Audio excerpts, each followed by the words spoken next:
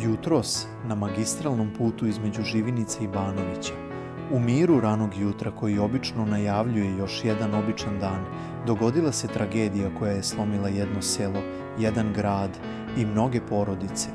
Na lokalitetu Rabića groblje, u 7 časova i 10 minuta, automobil je iz još uvijek nepoznatih razloga sletio sa kolovoza i snažno udario u drvo. U tom trenutku život je izgubljen. Život čovjeka koga su mnogi poznavali, voljeli i cijenili, Samira Huseinovića, poznatog svima kao Čalek Samir, je preminuo na mjestu nesreće. Nije bilo vremena za pomoć, nije bilo prostora za borbu. Jedan trenutak i cijeli svijet njegovih najmilijih zauvijek se promijenio drugi putnik, čiji identitet još nije zvanično potvrđen, zadobio je višestruke teške povrede i hitno je transportovan u jedinicu intenzivne njege Univerzitetskog kliničkog centra u Tuzli. Ljekari se bore za njegov život. Trenutno je priključen na aparat za mehaničku ventilaciju. Njegovo stanje je i dalje izuzetno teško, a na društvenim mrežama počela je tišina koja govori glasnije od riječi porodica, prijatelji, komšije, poznanici.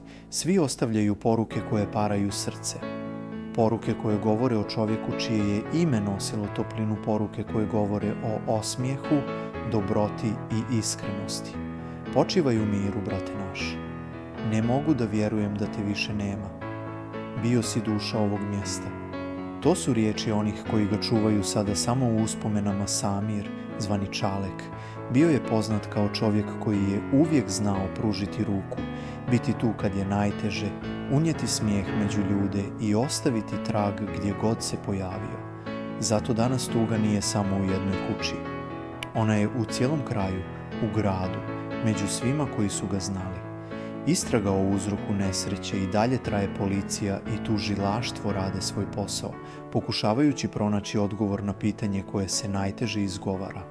Kako je moguće da je jedan običan jutarnji put postao mjesto koje je odnijelo jedan mladi život?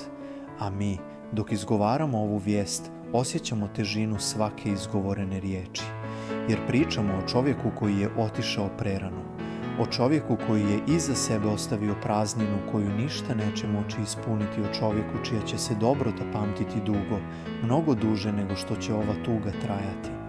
Samire, Čalek, neka ti je vječni mir, neka Allah podari snagu tvojoj porodici, a tvoji prijatelji, oni će te čuvati u pričama, u sjećanjima, u tišini svojih domova, jer otišao si, ali nisi nestao. Živiš u srcima onih koji su te voljeli.